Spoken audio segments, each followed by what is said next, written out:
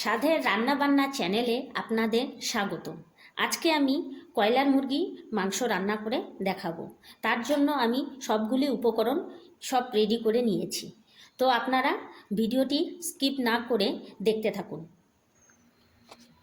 তো আমি প্রথমে গ্যাসটিকে অন করে নিয়েছি।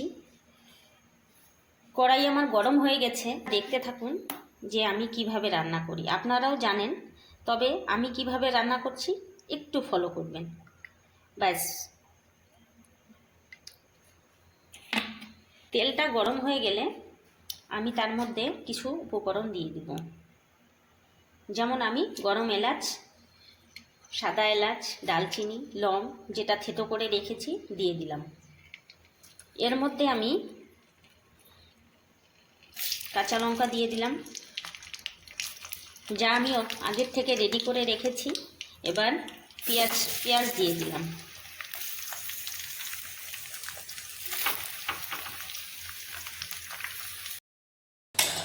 আমি পেঁয়াজ দিলাম, এবার রসুন দিয়ে দিচ্ছি।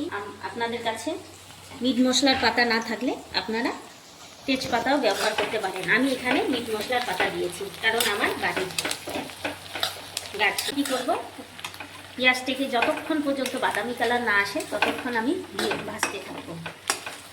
ভাজতে ভাজতে বলে দিই, আপনারাও জানেন অনেক কিছু রান্নার রেসিপি, কিন্তু আমি যেভাবে করছি হয়তো আপনারা করেননি। তো আমাকে দেখে আজকে হয়তো আপনারাও বাড়িতে ট্রাই করবেন, যদি ভালো লাগে।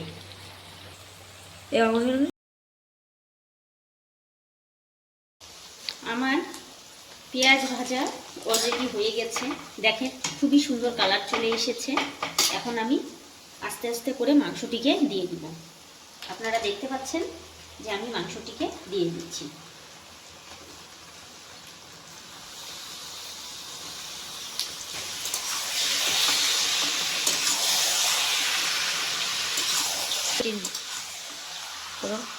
এবার আমি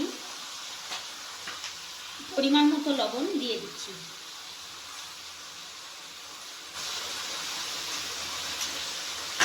আর দিয়ে দিচ্ছি হলুদ গুঁড়ো।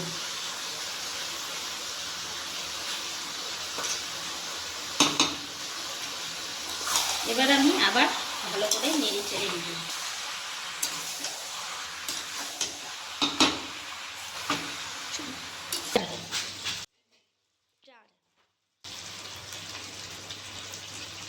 আমার কিছুটা কষা হয়ে গেছে, এখন দেখতে পাচ্ছেন অনেকটাই নরম হয়ে আসছে পেঁয়াজ, মরিচ, মাংস। এবার আমি এর মধ্যে আগের থেকে তৈরি করা রসুন ও আদার পেস্ট দিয়ে দিলাম। তার মধ্যে আমি আগের থেকে যা রেডি করেছি জিরা বাটাও আমি দিয়ে দিচ্ছি। এবার আমি আবার এটাকে কষবো।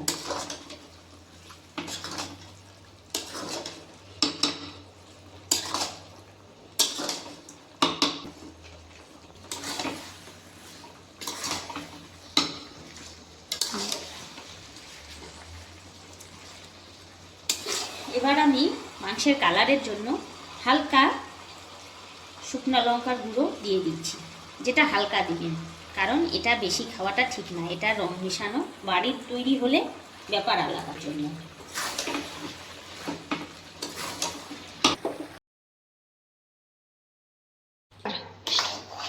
আমার রান্না প্রায় শেষের দিকেই, তবে আরও কিছু মশলা বাকি আছে, সেটা আমি দিয়ে দিচ্ছি।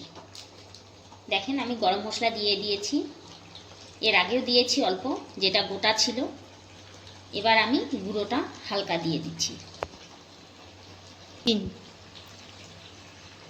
তারপরে আমি চিকেন কারি মশলা আমি দিয়ে দিচ্ছি। যেহেতু রান্না আমার শেষের দিকেই, এই মশলা শেষে দিলেই তার সুগন্ধিটা থেকে যায়, মাংসের টেস্টটাও বাড়িয়ে দেয়। দুইটি মিশ্রণকে আমি এখন ভালো করে নেড়ে চেড়ে নেব, আর কিছুক্ষণের মধ্যে আমি নামিয়ে নেব। আপনারা দেখতে থাকেন যে আমি কিভাবে রান্নাটা করলাম। তো বন্ধুরা, কিছুক্ষণ পরে আপনাদের সঙ্গে আবার দেখা হচ্ছে। 5 minutes later. আমার রান্না কমপ্লিট। দেখেন আমার মাংসের কালার খুবই সুন্দর এসেছে।